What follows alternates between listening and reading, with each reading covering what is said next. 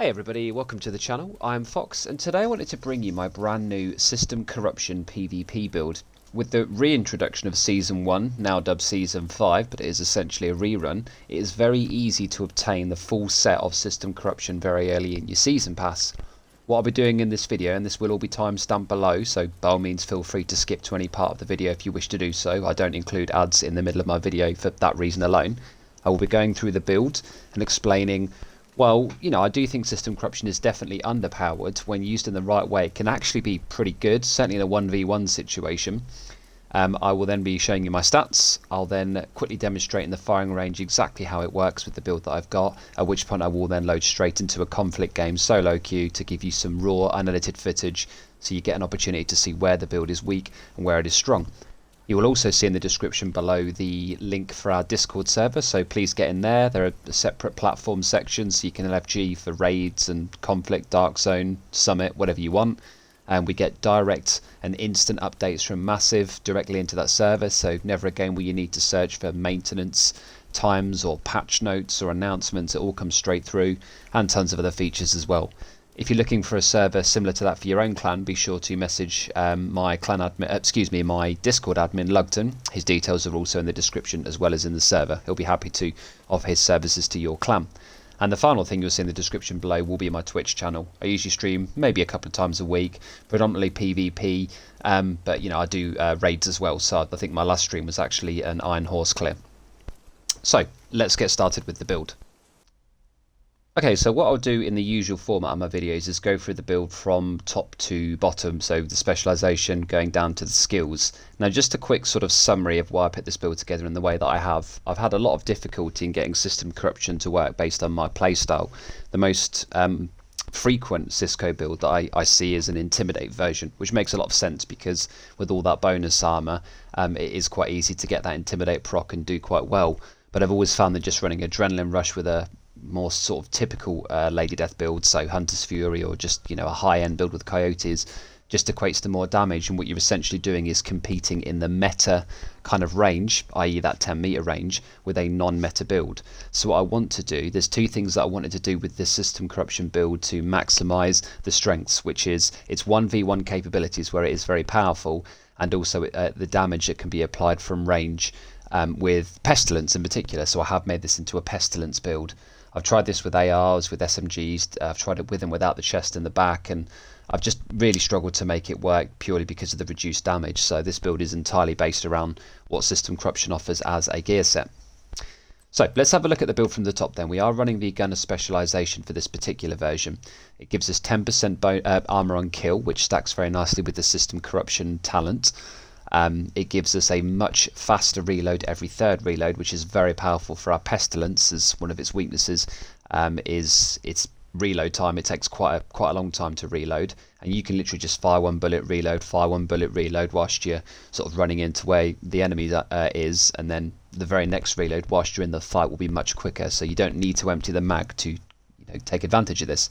We gain 5% rate of fire on kill, which is once again very powerful, the Pestilence, as the majority of its damage comes from what I'll refer to going forward as the DOT, the damage over time, which is essentially the Plague of the Outcast buff.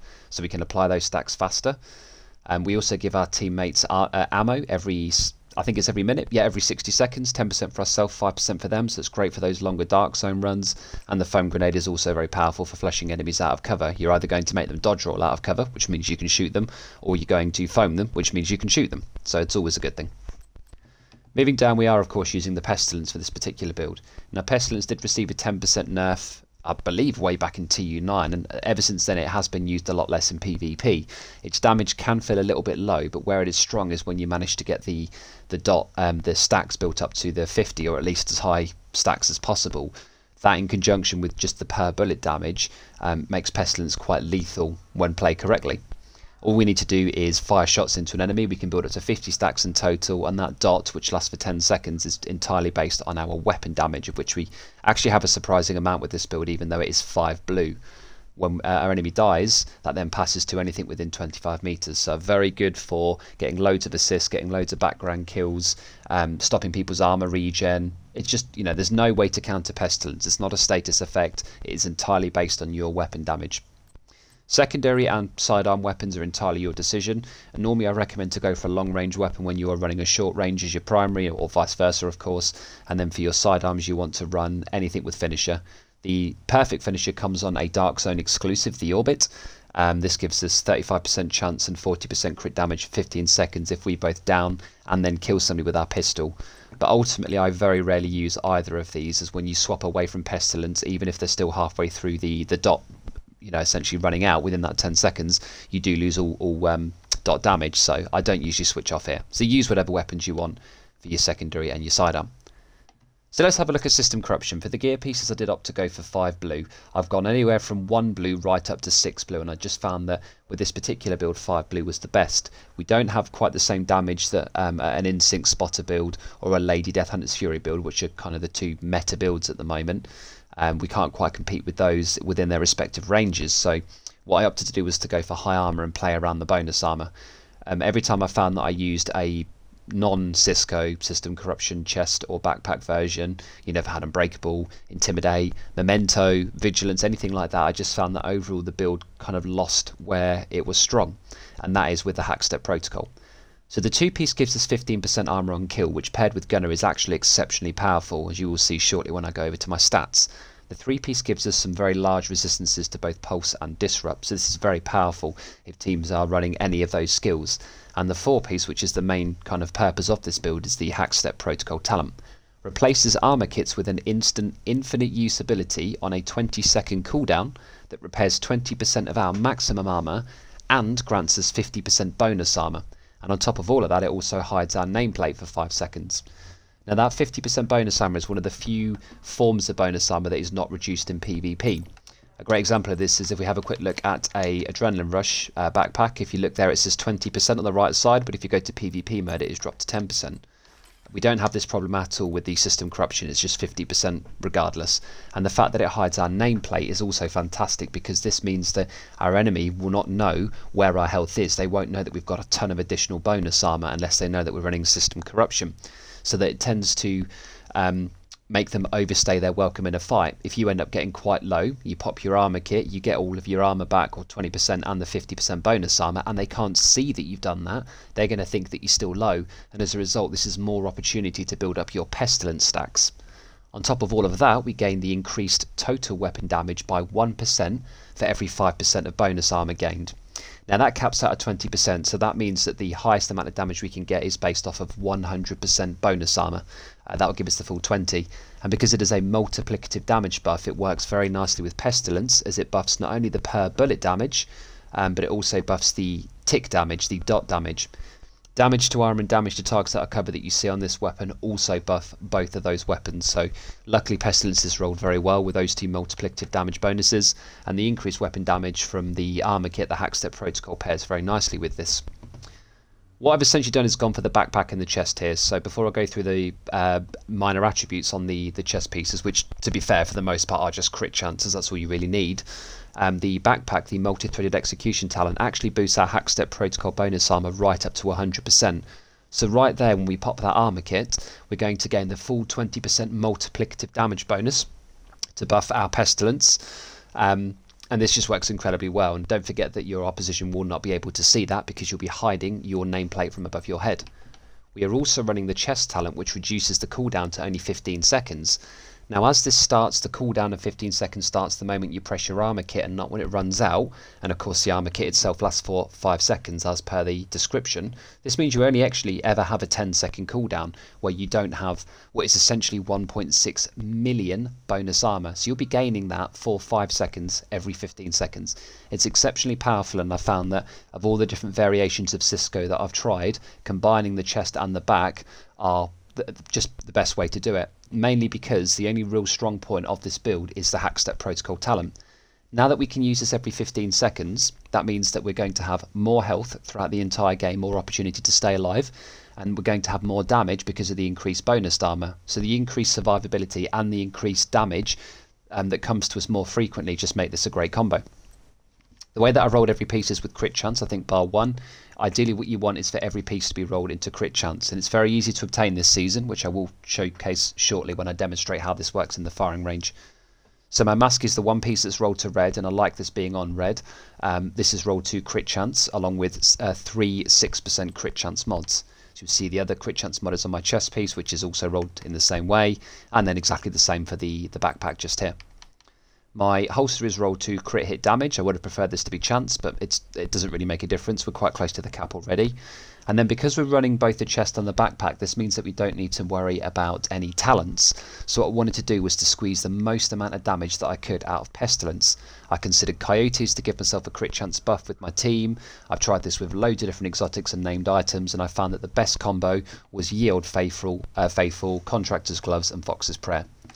Both of these are rolled to blue, and they both have crit chance as their minor attribute. What these are both offering us are the same 2 multiplicative attributes that our weapon includes, which is damage to targets out of cover and damage to armor. These stack once again with Pestilence's dot damage and per bullet damage, so it is essentially a 2-pronged attack, and it works incredibly well. Not only that, but Contractors are Petrov by default, so we didn't even need to worry about getting a brand set for our weapon as it's already included, and this just gave me the greatest damage returns on what is essentially a 5 blue off meta PvP build. So with the chest and backpack we have great 1v1 capabilities, as we now have a ridiculous amount of additional bonus armor, as well as a large amount of additional multiplicative damage. The further way that we are increasing our 1v1 capabilities is via the EMP Sticky Bomb and the Booster Hive. Now it's actually up to you what skills you use on here. Like Gunner is a specialisation, that too with these are very flexible. You want to adapt this to your personal playstyle. The Sticky Bomb I really like, because the way that you want to play this build is to apply damage from range to start with, and then when somebody starts to push you, where they could be on a Lady Death Intimidate build, where they would be even an Intimidate version of this build, you should already have a reasonable amount of stacks built up on them. You can pop your EMP Sticky Bomb just at their feet, which will cause them to stagger. Now in this window you can then pop your armor kit, because of course by this point you should in theory be a little bit low, which will give you all of your armor back, plus some for the bonus armor buff, as well as all of the additional damage. This means that you're really maximising Pestilence's capability, because you don't want the increased damage when you have low stacks, you want it when you've already started to build some stacks up. And this EMP Sticky Bomb is just a way to interrupt their firing, disrupt their skills, and give you that little window to pop your armor kit. But if you prefer, you could run the Banshee Pulse with Gunner, which works actually just as well, or nearly as well. You could run an EMP, you could run anything that you wanted, a decoy if you really wanted to go hard on the hiding your nameplate side of the build. The Booster Hive is also great for 1v1s, as not only does it cleanse all status effects, but it gives us a 22% buff amount if you include the max stim efficiency mod. So when you're running it as a booster, you should always have some form of stim efficiency on the left, duration on the mid, and then on the right you want the stim charges. What this will do is then give us 22% weapon handling and Hasbro. So further status effects, which are quite problematic in the PvP aspect of the game at the moment with a very low TTK. This will cleanse them, make you resistant to them, and then with the 22% weapon handling give us much faster reload, stability and accuracy with our Pestilence. So all of these drastically enhance Pestilence's capability, and the faster you can reload, ultimately the more damage that you will do.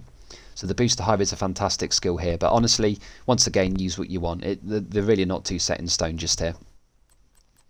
So that's the build just there. What we'll now do is have a quick look at the stats, and then I will very quickly demonstrate how this works in the firing range. You can see that our base weapon damage is at 25,800, which does seem quite low, but of course that's the per bullet damage and not taking into consideration any of the multiplicative damage bonuses that we just discussed.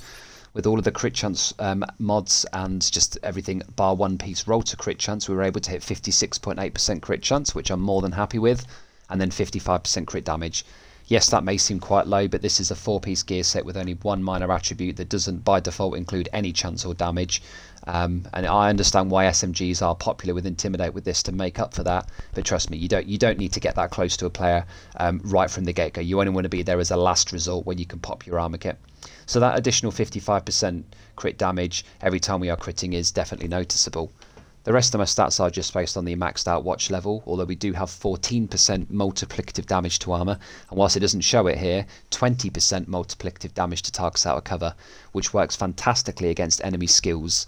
If you see a stinger, a decoy, a mortar, what you want to be doing is using those to apply pestilence stacks, even decoys, as if you shoot the hologram itself, it takes quite a while for the base to break, and you can pass quite a hefty stack onto a nearby enemy player. If you go down to my armor stats with the 5 blues on the build, you can see that I'm at 1.644 million armor, and I'll get that exact amount again if I pop my armor kit for 5 seconds. So we're going to be sat at 3.3 million armor, just under, which is insane when you think about it.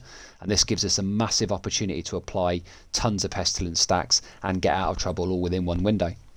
On top of all of that, if we actually close the kill, which is easier than it may seem with a pestilence build, we gain 411k armor back. That's more than half of what a 6 red or 6 yellow build would have. So a vast amount of armor on kill from this build, which is really nice, especially in the dark zone. If you just want to quickly kill a couple of ads with your pestilence, let it pass around the room, you know, you're just going to be topping off your armor all the time. Everything else is based on the maxed out watch level and the specialisation we've gone for, apart from the pulse resistance, which has gone from 50 to 90% due to the 3-piece bonus. And we'll also see the 50% disrupt resistance, so we don't get disrupted anywhere near as frequently. So that's the build there. Let's quickly hop into the firing range so I can demonstrate exactly how this works and just how much armour you do get. And then of course we will go into that conflict games solo. Okay, so what we're now going to do is see what the damage difference is with the talent and without it, and have a quick look at the bonus armor as well, and then we'll load into that game. So I've just loaded up a invulnerable elite target just here. If we just apply one tick, you can see it's exactly 10.598 damage there. What I've done is I've got my armor, if you look on the bottom right there, down to just over 1 bar's worth. So I think that's barely over 100k. So what we'll now do is pop that, and you can see that we've gained some base armor and the blue armor, and now our tick damage has gone up to nearly 13k, 12,700, and you see there it just dropped back down again.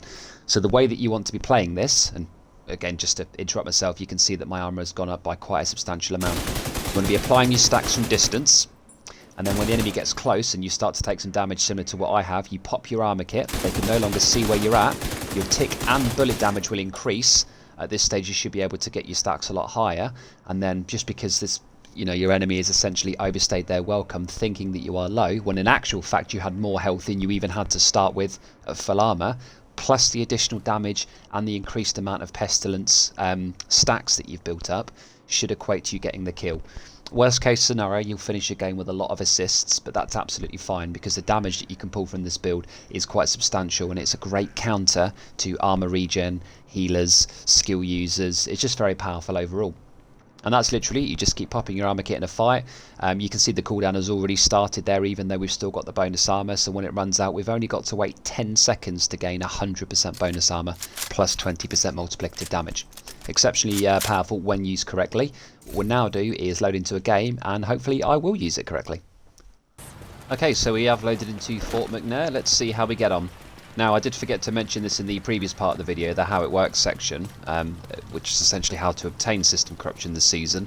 As it is part of the season pass, all you actually need to do is earn enough XP to hit level 18, which is very low, and then you will have all 6 pieces. If you don't have the pieces that you want from that, so they're poorly rolled and you don't want to optimise them, you can farm for them with PvP caches, so in the dark zone, in conflict, with the reward caches that you get, and it can also be available to sell at DZ vendors. Oh, these guys didn't see me at all. So yeah, it's not too hard at all to get. So I'm not going to pop my armor kit yet because I'm still quite high. Pop it now because I took a lot of damage there. And that's actually passed on to somebody else. You see we've got the 132k. This guy just here. Let's get the ticks re-topped off. So he's just going to die running away now. Oh, that was too much damage. See the armor on kill just kicking there before my armor kit? That was quite quick, but now this guy has no idea how much health I have, which that's exactly why he overstayed his welcome. All he saw was me go around this corner with practically nothing, without any time to get an armor kit in. I got the kill here, which gave me the armor on kill. I popped my armor kit and I went in with all the additional weapon damage and a ridiculous amount of HP. And that's exactly why this build is strong. Yes, versus meta builds, if you just have 4 Lady Death users, you're probably going to get destroyed, don't get me wrong. This is definitely an off-meta brand set, or gear set, but it is powerful when used correctly, and I found with all my testing that Pestilence has offered me the best returns.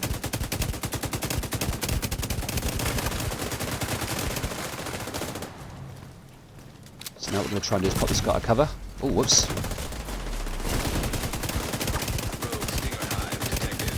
So he's now going to pass over to his teammates. I got the big amount of armor on kill there, if you saw that as well. Got an 83k tick passed over to somebody else. 97, I don't know why that's gone up, but I'll take it.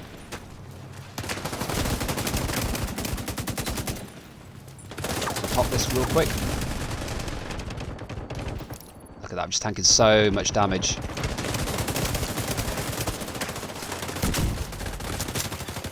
Boost about to activate. Pop the armor kit to get the extra damage. And behind us, oh, no, never mind. That agent needs assistance. Boost now active.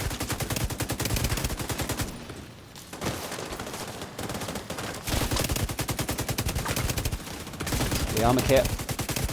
Let's try and get this kill now. So again, he has no idea how much armor I've got. I've lost my damage numbers for some reason, but the stack's topped off again, so he should be ticking away pretty hard now. Already got my armor kit back. Oh, that was a lot of damage. That guy just lagged out there by the looks of things. But that's basically it. You want to play semi-front lines, but as soon as, like, not so close that you're in intimidate range, just keep them at bay, and by the time they do get to that range, they've already got enough pestilence stacks built up so that when you pop your armor kit, you should in theory be able to 1v1 and win even with pestilence, which for the most part is not a 1v1 weapon. And that's what I like about this build. It kind of performs at all ranges for the most part. Really take advantage of this weapon damage.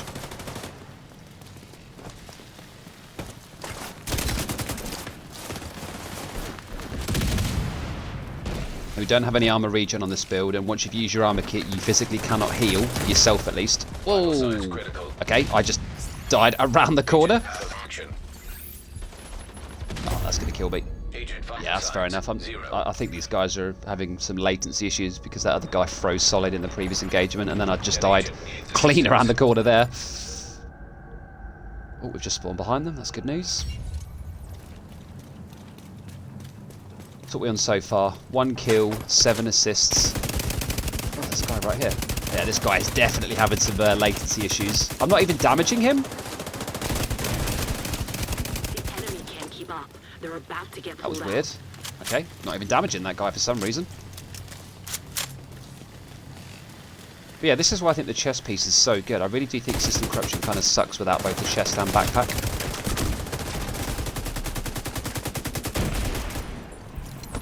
I've sent a specialization supply drop to your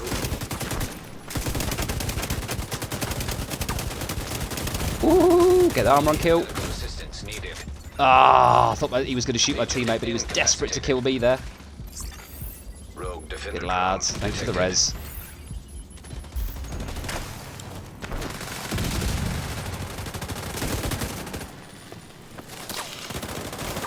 Here, try and get this guy. See you later, my dude.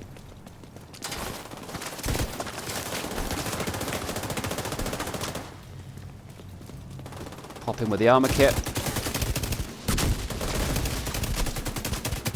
Get the stagger on him.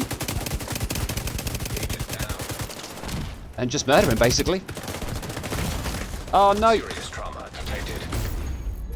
Oh no, I didn't see the guy behind me. I thought my whole team were there. I wasn't paying attention to the kill feed, was I? The rogues have run out of reinforcements. I just got my armor kit back in time as well, so I could have easily survived that, but I expected my team to be there then, and I think they got killed. But hopefully, you know, like I said, this is all unedited footage. I don't like to just do a montage where you can see where it looks good, and then when you put it on yourself, it's like, actually, this is kind of weak in certain places. Yes, this build is definitely weak in certain places, because every build has its weaknesses, and I think it is important to demonstrate the weaknesses as much as the strengths. But, you know, you can see it has some strengths. We're incredibly tanky. We have over 3 million armor, you know, a third of the time. It's pretty disgusting.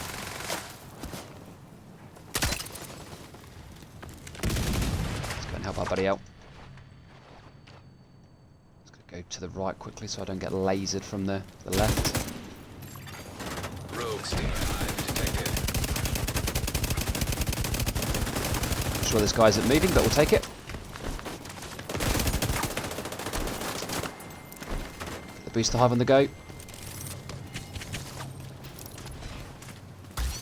Should get our armor kit back pretty soon. Oh, just killed somebody. Nice, we'll take that. Passed on 171k. So this is a 5 blue build, and I'm able to hit ticks that high, and that wasn't even at full stacks. And Well done. you know, if that doesn't demonstrate that Pestilence can work with this build, then I'm not sure what will. But either way, please do let me know your thoughts in the comments. I'm curious to know how you're all running your system corruption builds, and if you think that I've maybe made a mistake by going for the chest and backpack instead of just the more traditional Intimidate Lady Death version. I wanted to come away from that and demonstrate that other builds work, and hopefully I've done that. But yeah, let me know in the comments. I'm curious to know how you build it and your thoughts on the build. Don't forget to hit that like and subscribe button as well. It does certainly help me out a lot. We very recently hit 9k, which, considering the channel's been up for about 10 months, I'm incredibly happy with. So thank you all very much for that. We'll finish this video by looking at the leaderboard, and then we'll of course bring it to a close. Let's have a nosy. So we finished on top of our team there, although I only got 4 kills, but I was able to get 12 assists and the highest damage in the lobby, in fact. So, you know, Pestilence is often a support build in the sense that it will get you a lot of assists, but ultimately I did that much damage, which means that my teammates could capitalise on that and get a lot of kills themselves, and that is literally the job of a 5 blue tank, is to get in there and do what you can to enable your team's push. And you know, this build not only closes kills itself, as you saw from all the armour on kill I was getting, but it also assists our teammates. So that's that. Thanks again for watching. Don't forget to hit the notification icon for future video notifications. I predominantly post build videos, and I will see you all in the next video. Peace.